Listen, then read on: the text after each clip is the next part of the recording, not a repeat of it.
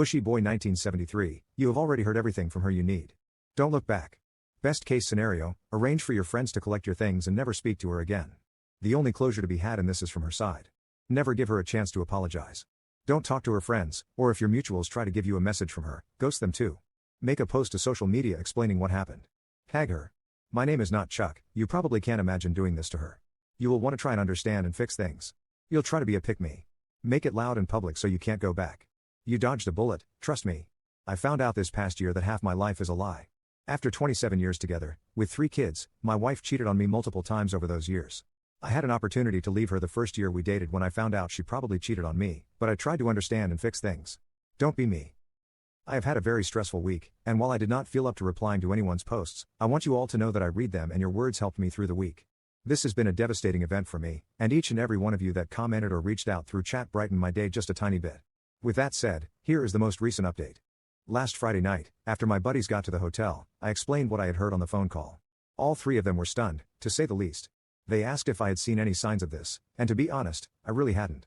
I said I didn't know what I was going to do. I informed my one buddy that the proposal was off, and given the circumstances, he completely understood. One thing I had my buddies do when they left their houses was turn off tracking in case their significant others were checking.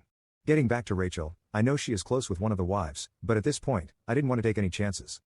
That night, we spent the night at the hotel bar, and I tailspun pretty hard, shot after shot after shot. It wasn't pretty. My buddies were getting calls all night from their significant others, asking where they were, and to their credit, they stood their ground and backed me up, just saying that we were safe and not to worry. One asked to speak with me, assuming they knew where we were, but I didn't want to talk to her. She kept saying Rachel is worried and just wants me to come home. I just told my buddy to deal with it and I'll fill them in another time. I spent most of the night hitting on the bartender, which I'm not proud of, and a couple of girls who were traveling for work. The next day, I thanked them all for spending time with me, and they took off back home.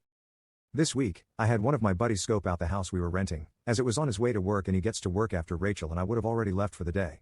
Rachel had taken Monday and Tuesday off but went back to work on Wednesday. As soon as he informed me of this, I went to the house and started packing as much stuff as I could. The house was a mess, dishes in the sink, clothes lying everywhere, trash full of takeout and ordered food. It took me about 3.5 hours to get all my crap out. Before I left, I cleaned up for Rachel as a final gesture.